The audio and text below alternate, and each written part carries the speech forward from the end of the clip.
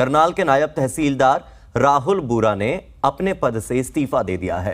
सूत्रों के मुताबिक यह खबर करनाल से आ रही है, जहां पर राहुल बुरा ने घरेलू निजी कारणों से तहसील कार्यालय में फैले भ्रष्टाचार मामले की जांच के चलते अपने पद से इस्तीफा दे दिया है। नायब तहसीलदार राहुल बुरा ने अपना इस्तीफा करनाल के एसडीएम अनुभव मेहता को सौंप दिया है। नायब तहसीलदार के इस्तीफा देने से तहसील कार्यालय में काम कराने पहुंचे लोगों की परेशानी भी अब बढ़ गई है। हालांकि पब्लिक डीलिंग की जिम्मेदारी अकाउंट विभाग के नायब तहसीलदार को सौंप दी गई है।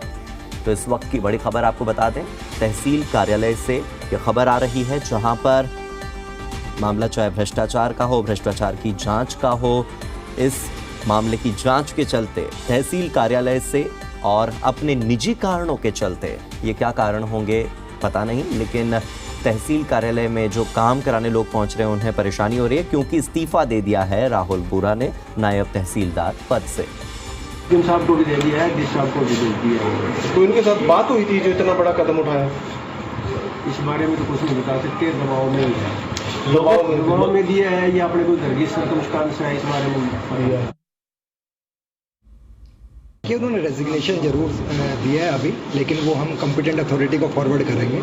और जो रेजिग्नेशन है वो काफ़ी उनका पर्सनल डिसीजन है और action will be taken as per due course of law.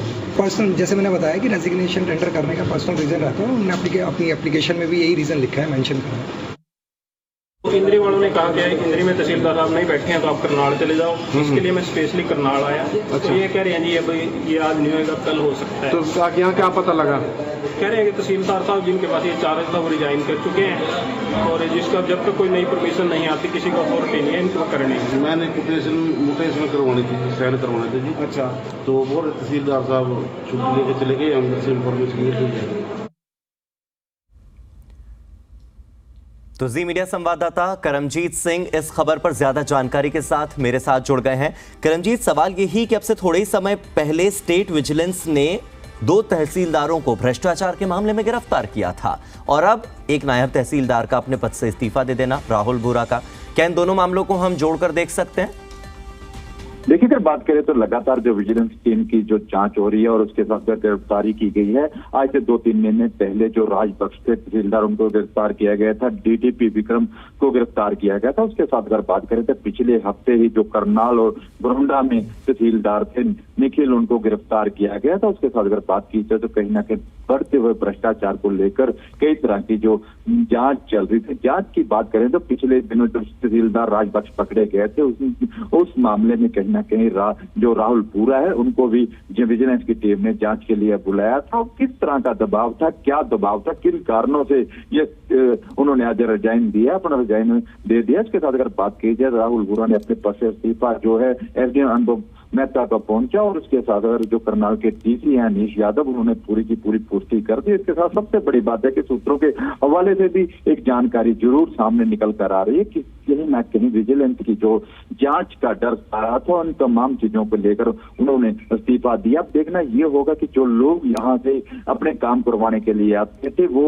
इधर उधर भटकते हुए नजर आए। जो जी मीडिया ने लगातार इस चीज की शुरू से रिपोर्टिंग की थी, वो भटकते जरूर नजर आए थे। आज भी अलग से जो तहसीलदार थे, नया तहसीलदार राजकुमार को यहाँ पर बैठाया गया था, उनकी सीट पर बैठाया गया था कि जो लोग, काफी लोग यहाँ पर बैठे थे। किसी ने अपना डोमिसाइल बनाना था, किसी ने अपना कुछ और काम कराना था, लेकिन उनका काम नहीं हो रहा था। उसी के साथ जल्दी एक्शन लेते हुए करनाल के जो डीसी थे उन्होंने इसकी व्यवस्था की और नायब तहसीलदार को यहाँ पर बैठाया गया। उसके बाद एडिशनल चार्ज जो है नीलोखेड़ी के तहसीलदार को दिया गया है। एक नई बड़ी जरूर बात सामने आ रही कि लगातार जो ऐसे मामले। ठीक है करमजीत, मेरे साथ कांग्रेस विधायक शमशेर गोगी जुड़ गए हैं। शमशेर जी, बहुत बहुत स्वागत है आपका जी दिल्ली एनसीआर हरियाणा पर। आपसे सवाल यही पूछना चाहेंगे कि करनाल में तहसील कार्यालय में लगातार बहुत सारी सुर्खियां बटोरी जा रही है। निजी कारणों के चलते इस्तीफा दे दिया है नायब तहसीलदार राहुल बुरा ने।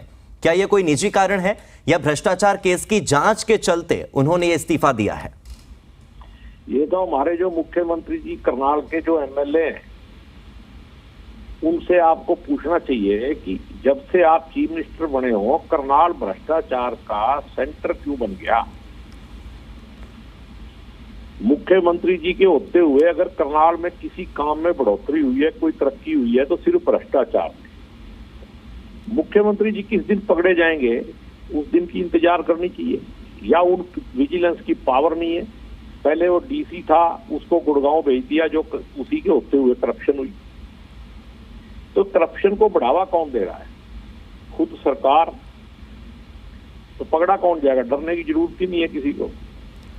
लेकिन शमशेर जी, राहुल बुरा ने तो ये कहकर इस्तीफा दिया है कि वो अपने निजी कारणों के चलते इस्तीफा दे रहे हैं। तो ये निजी कारण है या वाकई भ्रष्टाचार के केस से जुड़ा कोई मामला है जिसके चलते ये इस्तीफा हुआ है? क्योंकि थोड़े समय पहले 2 तहसीलदारों की गिरफ्तारी भी हुई थी, विजिलेंस टीम ने गिरफ्तार किया था।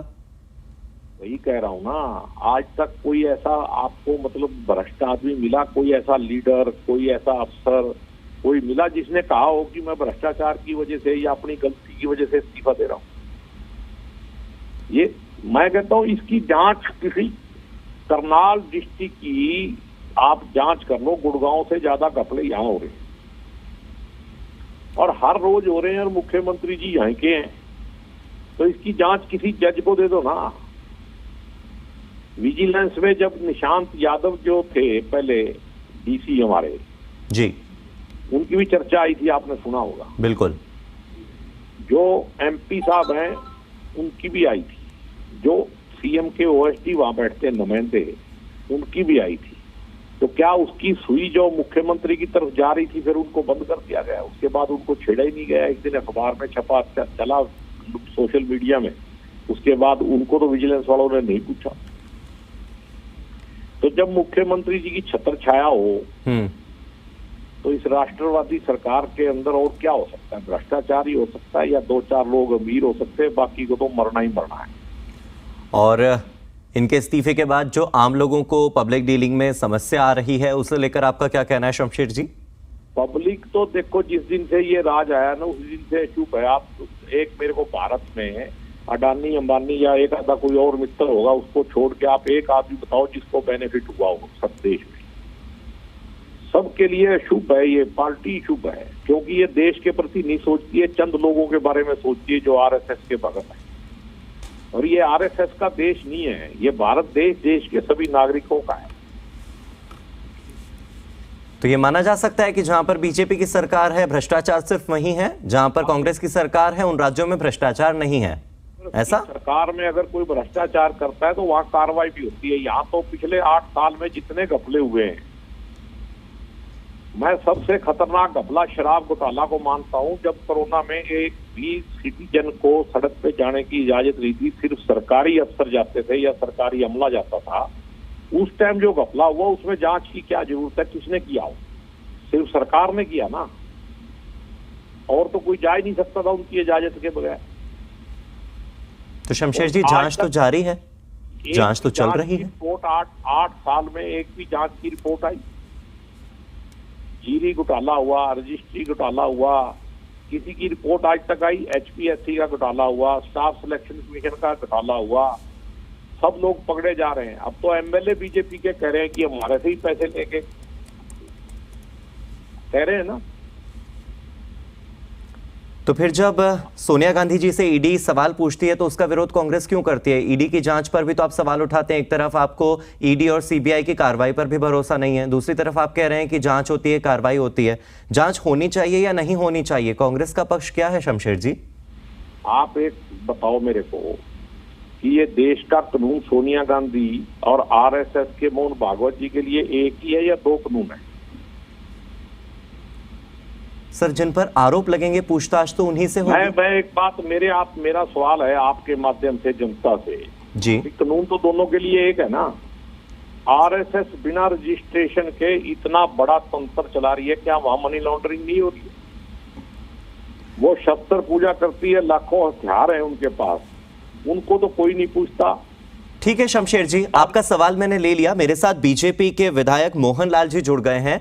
मोहनलाल जी, यहां पर शमशेर गोगी जी हमारे साथ जुड़े हुए हैं, कांग्रेस के विधायक। उनका आरोप है कि सोनिया गांधी से लेकर मोहन भागवत तक क्या एक नहीं है सीबीआई और ईडी की जांच? क्या सबके लिए कानून एक नहीं है? क्योंकि ये सवाल उठा रहे हैं कि जो करनाल में नायब तहसीलदार ने इस्तीफा दिया है राहुल बुरा ने, वो निजी कारणों के चलते नहीं बल्कि भ्रष्टाचार के लिए दिया है। और हरियाणा सरकार हो या बीजेपी की कहीं भी सरकार हो, वो कोई कार्रवाई नहीं करती है, जबकि कांग्रेस शासित जितने भी प्रदेश है वहां पर भ्रष्टाचार के खिलाफ भरसक कार्रवाई की जा रही है। क्या कहना है बीजेपी का?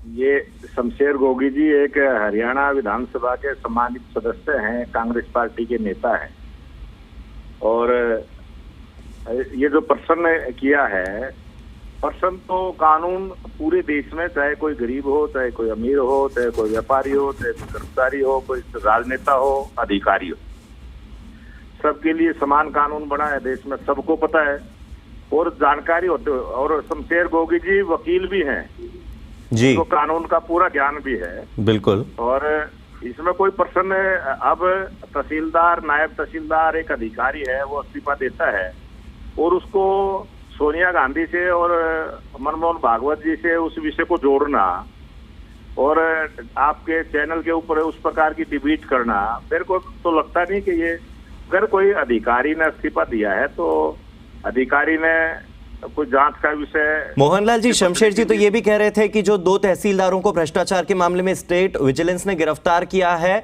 वो गिरफ्तारी भी इसलिए की गई क्योंकि मुख्यमंत्री मनोहर लाल को बचाने की कोशिश हो रही थी। इन्होंने तो सीधे हरियाणा सरकार पर ही आरोप लगा दिया है कि सरकार के मुख्यमंत्री भ्रष्टाचार में लिप्त हैं। इस पर क्या कहना है आपका? ये जो आरोप जिस प्रकार से लगाते हैं ना, जो जनता ने चुन के जिस आदमी को भेजा है, उसने उस जनता की भावनाओं का भी ख्याल रखना चाहिए। और शमशेर गोगी जी जो आरोप लगा रहे हैं, पूरा पॉलिटिकल आरोप इस प्रकार से लगाना, पहली बार हरियाणा प्रदेश में जितनी ईमानदारी से सरकार मनोहर लाल जी ने चलाई है वो पूरे हरियाणा प्रदेश की जनता को पता है, इसलिए दोबारा से उनको मुख्यमंत्री बनाया है। और आज मुख्यमंत्री जी स्पष्ट बोलते हैं, विधानसभा में भी बोलते हैं, मंचों पर भी बोलते हैं, और पूरी जनता को भी विश्वास है कि भ्रष्टाचार करने वाला हरियाणा प्रदेश में कोई अधिकारी बचेगा नहीं, और भ्रष्टाचार को इस सरकार में कोई स्थान नहीं है। भ्रष्टाचार करने वाले लोग, क्योंकि वो पहले करते रहे हैं ऐसा, तो उनको लगता है कि ये भी दूसरे लोग भी ऐसा ही करते होंगे। बिल्कुल मोहनलाल जी। शमशेर जी, मोहन जी का सवाल मैंने ले लिया है। उनका कहना है कि मनोहर सरकार में तो कोई भी भ्रष्टाचारी अधिकारी बचेगा नहीं, और जो पहले से भ्रष्टाचार करते आ रहे थे, यानी आरोप कांग्रेस पर है कि जो पहले से भ्रष्टाचार करते आ रहे थे उन्हें लगता है कि भ्रष्टाचार अभी भी चल रहा है। क्या कहना है आपका? नहीं, मैं तो देखो, मोहनलाल जी तो मेरे मित्र हैं। मोहनलाल जी के बेचारे ने बीजेपी में रहना है, इतनी हिम्मत कहाँ मुख्यमंत्री के खिलाफ? तो मैं ही बोल सकता हूँ। मैं ये नहीं कह रहा हूँ कि मुख्यमंत्री खुद पर भ्रष्ट है, मैंने ये नहीं कहा है। मैंने ये कहा है कि मुख्यमंत्री की छत्र छाया के नीचे भ्रष्टाचार करनाल में इतना हो रहा है, तो मुख्यमंत्री जी को दिखाई नहीं देता क्या? शमशेर जी, आप तो अभी बता रहे थे कि मुख्यमंत्री का नाम आपने सीधे तौर पर ले लिया था मामले में, और अब आप अपनी बात से पलट गए। मैं सीधा कह रहा हूँ कि मुख्यमंत्री, मैंने विधानसभा में भी कहा कि दीपक तलेंदेरा मुख्यमंत्री जी जाको। आप जब ओएसडी का नाम आ रहा है, डीसी का नाम आ रहा है, एमपी का नाम आ रहा है, तो मेरे को बताओ मुख्यमंत्री कैसे बचेगा? और फिर उनके ऊपर कार्रवाई नहीं कोई भी, सिर्फ डीटीपी और तहसीलदार तक की क्यों रुक गई कार्रवाई? क्या भ्रष्टाचार सिर्फ तहसीलदार बिना? तो इसका जवाब मोहन जी से ले लेते हैं। मोहनलाल जी, आपने शमशेर जी को सुना, वो कह रहे हैं कार्रवाई तहसीलदार तक ही क्यों रुक गई, ऊपर लेवल तक क्यों नहीं आई? मुख्यमंत्री के ओएसडी का नाम भी यहां पर ये ले रहे हैं और कह रहे हैं कि उन पर भी भ्रष्टाचार के आरोप हैं। साथ ही साथ एक बड़ा आरोप इन्होंने आप पर भी लगाया है, चूंकि आपको बीजेपी में रहना है इसीलिए आप खुलकर नहीं बोल पा रहे हैं, आपके बयान पर भी सवाल उठा रहे हैं। आपके चैनल पे पूरी जनता के बीच में अपनी बात रख रहा हूँ, आपके चैनल के माध्यम से रख रहा हूँ। जो भारतीय जनता पार्टी की सरकार है, उसकी जो नीति है ये कि भ्रष्टाचारी को कोई भी संरक्षण किसी भी प्रकार का सरकार की तरफ से नहीं मिलेगा। इसीलिए चाहे कोई एचसीएस अधिकारी हो, चाहे उससे नीचे का अधिकारी हो, और बहुत सारे अधिकारियों पर जिस प्रकार से कार्रवाई हुई है, वो मुख्यमंत्री मनोहर लाल जी की स्पष्ट नीति है। और किसी भी प्रकार से किसी भी अपराध करने वाले को किसी भी प्रकार का संरक्षण इस सरकार में बिल्कुल नहीं है। और 7.5 साल की सरकार मुख्यमंत्री मनोहर लाल जी की आप सब ने देखी है, जनता ने देखी जी, सबको विश्वास है। और जांच का विषय होता है, वो धीरे धीरे आगे बढ़ता है।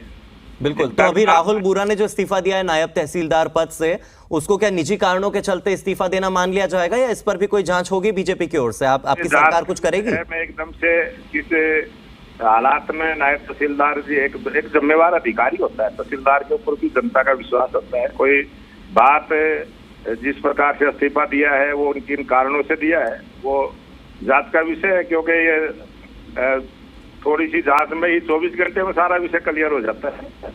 बिल्कुल। और शमशेर जी का तो आरोप है कि भ्रष्टाचार के चलते ये इस्तीफा दिया गया है, भ्रष्टाचार को छिपाने की कोशिश हो रही है और सरकार भ्रष्टाचार को छिपा रही है। कोई आपराधिक गतिविधि पर जब आप चर्चा करते हैं, ये बहुत अच्छा विषय है। जनता आज सारी चीजें देखती है और बहुत सारे लोग ऐसे हैं कि आपके चैनल के माध्यम से उनको जानकारियां मिलती है। जी, अच्छा विषय, अच्छी बहस में आपने मेरे को जोड़ा है। और शमशेर गोगी जी जो बोलते हैं वो गलत नहीं बोलते, वो ठीक ही बोलते हैं सारी चीजें। बहुत सारी चीजें ऐसी होती है, वो समझने का विषय होता है। इनकी बातों में बहुत दम है, वो समझने का विषय है। और आपके चैनल के माध्यम से इनकी भी बात जनता में गई है, मेरी भी बात गई है। तो शमशेर जी तो ये कह रहे हैं ना कि मुख्यमंत्री के ओएसडी भी लिप्त हैं भ्रष्टाचार में, या आपके कई एमपीज हैं वो भी लिप्त हैं भ्रष्टाचार में। तो आप कह रहे हैं कि शमशेर जी गलत नहीं बोलते हैं, या तो आप उनकी बातों का समर्थन कर रहे हैं यहाँ पर, ये मान लिया जाए? जिसका भी नाम आएगा, शमशेर जी एक विपक्ष की बड़ी पार्टी के नेता हैं, विधायक हैं, और इनके विषय ध्यान में आया है, इन्होंने चैनल के माध्यम से बताया, इसकी जांच करो। जी, शमशेर जी आपका क्या कहना है? ये कह रहे हैं कि 24 घंटे के भीतर ये साफ हो जाता है कि किसी नायब तहसीलदार ने या किसी बड़े अधिकारी ने इस्तीफा दिया है, तो क्यों दिया है, तो इस पर तो जांच हो ही जाएगी, बीजेपी की ओर से ये कहना है। मैं मोहन जी की बात अब मेरे को कहने के लिए बचा ही नहीं। मोहन जी ने इतना मेरा वो कर दिया। मोहन जी का मेरा बड़ा पुराना रिलेशन है, हमने इकट्ठे काम किया है बहुत दिन। और मोहन जी को पता है कि मैं कभी किसी को मेरा कुछ नहीं है। मैं जो सच्चाई है बोलने में मेरे को डर नहीं लगता, चाहे वो कांग्रेस हो चाहे बीजेपी हो, कोई पार्टी हो। सच बोलना ही सबसे बड़ी सेवा है देश की।